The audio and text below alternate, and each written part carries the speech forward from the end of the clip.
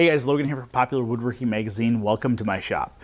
You know, one of the things that I really like about woodworking is that there are little quirks that you pick up on each and every machine in your shop that help you get more accurate results out of that particular machine. And the drill press is definitely one of those. There are certain things that you learn over the years that really lead you to getting clean and accurate holes here at the drill press, and I want to share some of those with you today that I have picked up over the years. So today we're going to look at this jet drill press, and this is the JDP20S. This is their new smart drill press, but a lot of what I'm talking about applies to every drill press that you'll find on the market. So the first thing we want to look at is the drill press table. Now on most drill presses like this jet, the drill press table can be angled left or right. And this is useful if you're drilling parts at an angled axis, but for most things, we're going to keep this perfectly square. So we want to make sure that this table is square to the line of the spindle. We have a couple ways we can do this. The first and most basic is to put a drill bit into the spindle. It doesn't have to be super tight, but then we're just going to use a square to check and adjust it to where our square looks like it is lined up with that drill bit. And that is a fairly accurate way to do that. But let me show you a couple better options. Something like this Woodpecker's drill press protractor. And this is meant so that we can lower it down to the table. And then there's a vernier mark on here where we can adjust this table to where it lines up perfectly. So if we're off a little bit, we'll see that that zero line does not line up, and we can adjust it to where it lines up perfectly. And that's a very quick and easy way and a fairly inexpensive way to do that. Now another way that I'm kind of partial to is to use a dial indicator and to tram in this head. Now I'm kind of leaning into the machinist world a little bit here. And now what we're going to do is we are going to take a measurement here. And we'll zero that out. And now we'll spin this around and we'll sweep the table and measure it on this side as well. And I can see that this side is just a hair high.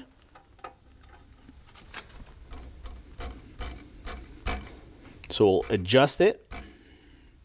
We're going to adjust it by half because this whole thing's pivoting. So back over here, let's tighten that guy up. And re-zero.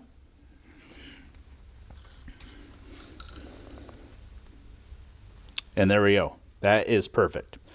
So tramming in the head like that with a dial indicator is a super precise way to set your table.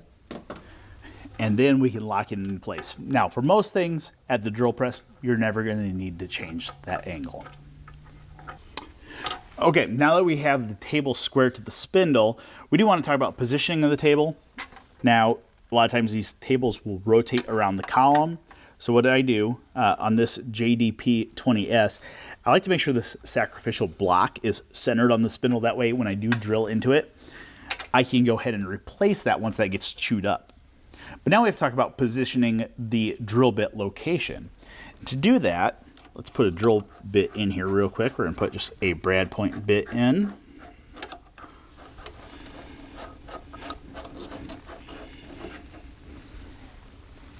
We need a way to position our workpiece in relation to the bit. And to do that, I like to use a simple hardwood fence. Now, because this is a round cutter, being that it's a drill bit, it doesn't matter whether this fence is perfectly square to the table or if it's at an angle. Really all we're concerned about is the center point of this bit in relation to the fence. So what I like to do is I like to measure this out. I can just use a ruler for that and position the center point of that bit, say 1.5 inches. And then I just use a pair of short little F-style clamps to clamp this on both ends.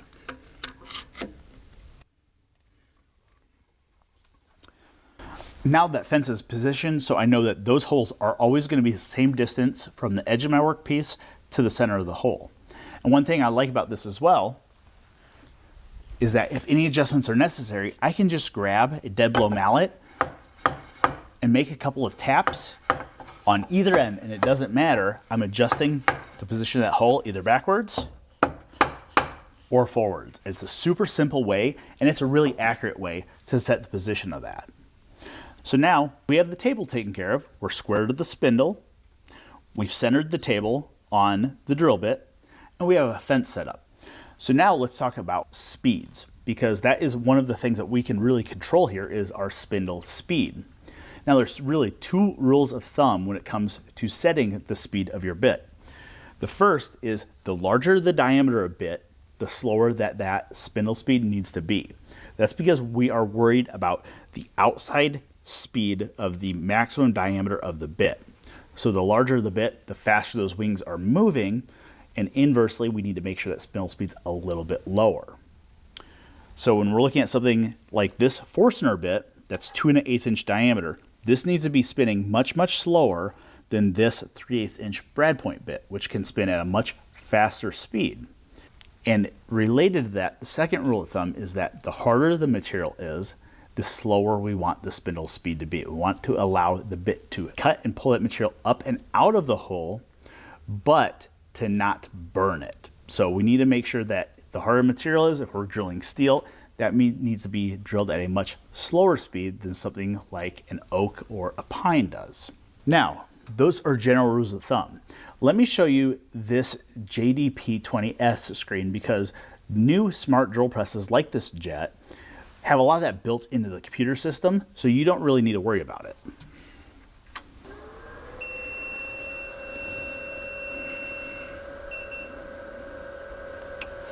So on a traditional style drill press, a lot of times the RPM is set by changing belts. But with modern smart drill presses and modern motors in these, the spindle RPM can actually be programmed digitally. So if I want to set the spindle RPM at 1250 RPMs, I can do that on this Jet drill press just by typing it in. And that's cool and all, but what I think is really exciting is when we have the ability to pick our material type on the tool. So hardwood, softwood, steel, acrylic, whatever you want to be drilling, let's say hardwood, we can also tell it the type of bit we're using, whether that is a sander, a countersink, a circle cutter, or a brad point, which is what I use a lot. And we can also tell it the tool diameter. So let's say we're running a 1/4 inch brad point bit. The Jet drill press knows that using a 1/4 inch brad point bit in hardwoods, it recommends a spindle speed of 1000 RPM, which fits right into our conventional speed to diameter ratio settings that we would traditionally use. Now, if I do want to change that, say I know that I like this bit to spin just a little bit faster, I can come in here and I can adjust this a little bit higher. Say we want to run it at 1250. And now I can go ahead and save this as a new setting. So if this is a, let's say it's a cribbage board that I make all the time and I just want to sit here and drill these holes, I can save this as a cribbage board peg setting and have it saved in here. And along with this kind of knowledge that's stored here in the drill press, we have a couple of other things that I think are beneficial to know. The first is we can see motor load. So this is something that the drill press can measure as you're drilling holes. So say I am drilling a big Forstner hole using this 2 1/8 inch Forstner bit in something like hard maple. And I'm getting to a point where I can see that that motor load is spiking. That means I'm probably feeding too hard. I probably need to slow down my feed rate of lowering this quill down to let that motor load drop a little bit to make sure we're getting a clean hole and we're not overloading the motor. So to me, that is super cool. The thing that's a little crazy to me with some of these smart drill presses like this Jet is the ability to set target depths. Turn the depth stop on. We can tell the drill press that we want this hole, say we're drilling this 3/8 inch Forstner hole, We want to stop it at a 1/2 inch deep. Maybe we're counterboring something, maybe we're making a hole for a threaded insert, something like that. We want to stop it. We can tell this drill press that we want to stop that hole at a 1/2 inch deep. And now when we start the drill press and we lower this quill, you can see the current depth up here. When we lower this drill press down, it gives us a warning that we're getting close to final depth. And then when we hit that final depth, it stops the drill press. Now, obviously, I'm doing that without a load on it. So as soon as you put material in there and you start cutting, you hit that depth really, really accurately, which to me is an absolute crazy thing that we're able to now have that accessible in a tool. Now, of course, if you wanted to use a standard depth stop, you know, this jet drill press still has that. So we can have that physical stop where it does stop us from going any deeper. And for us old school guys that have a tendency to avoid new technology or have trust issues with new technology, I do like having that available to me if I want. But after using the target depth, you know, I've kind of just started to rely on that. Now, some of the other features that we have here are the ability to turn on our work light. You know, obviously kind of some of the standard things that you've seen on drill presses in the last 20 years or so is the ability to have that work light, which helps in either low light situations or maybe your shop doesn't have super great lighting.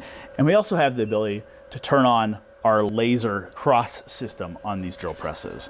So what that does is that sets a crosshair up on your workpiece centered on the center of the spindle, which should be centered on your bit as long as your bits are nice and true. And what I like about that is that here, it's an easy on and off. If you want to use it, great, you can easily turn it on. If you don't want to use it, no problem, you leave it off and you rely upon your fence. One of the really cool things that you may not use all the time, but in an instance where you're drilling a lot of repeatable holes, is this auto start. And auto start is there so that as soon as you start feeding the quill, the drill press turns on. As soon as I let it go, it turns off. So if you were drilling a couple hundred holes in a cribbage board, you can go ahead and drill those holes without ever worrying about turning the drill press on or off as you're going, which is really cool to me.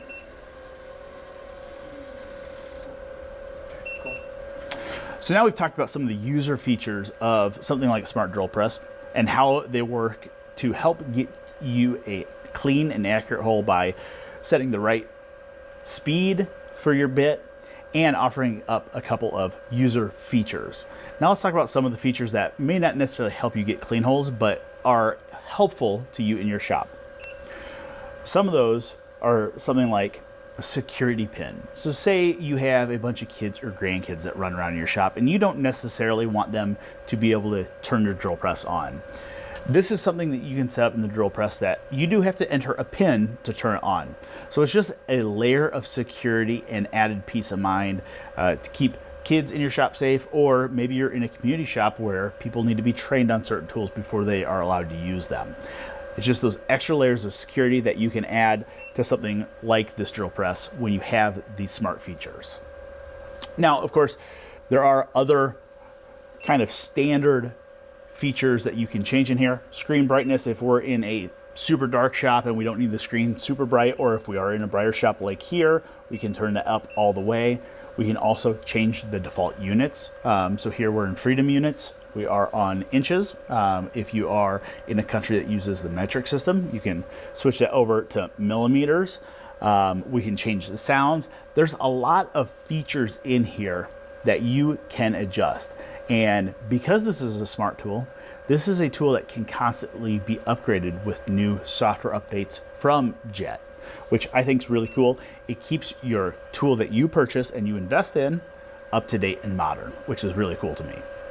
So we've done a lot of talking about how we size our bit to our spindle speed, how we set up our table accurately, how we set the fence to make sure that that is accurate. Now, the only thing left to talk about is how do you choose what drill bit to use? And I really fall into three general drill bits in my shop. The first is a brad point bit like this one that I have loaded in here. What this has is a center point and two cutting spurs, and these make really, really clean holes, and these are my preferred drill bit for anything under, let's say, a half of an inch. The long flutes on them allow chips to be pulled out of the hole very effectively, and you can drill really deep holes without having to back out all the time constantly like you do on some of these other drill bits.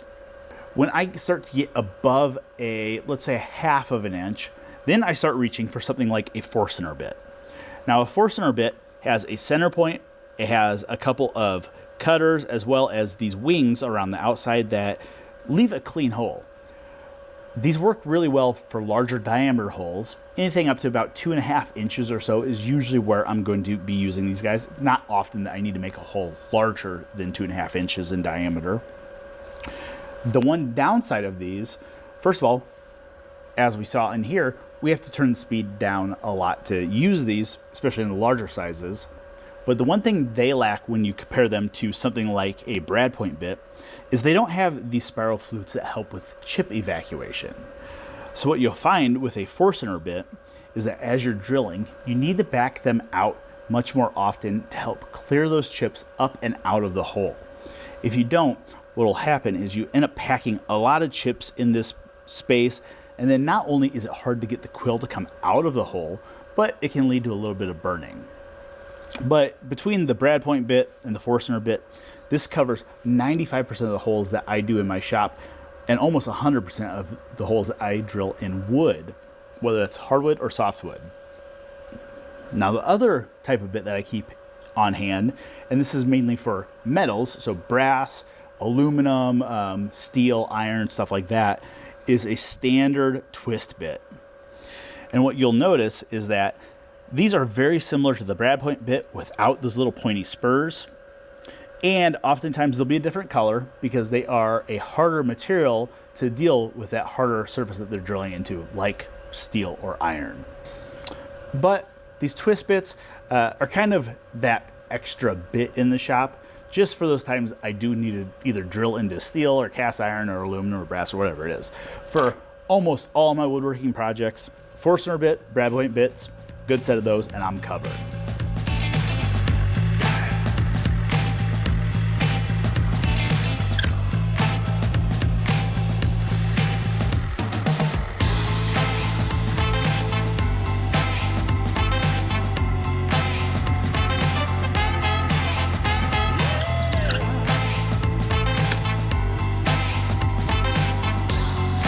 So there we go. With the right drill bit, the right speeds, an accurate fence, and good even feed pressure, we have really clean and accurate holes. So I hope you take some of these tips into your shop, get a little bit more out of your drill press, and have fun building something.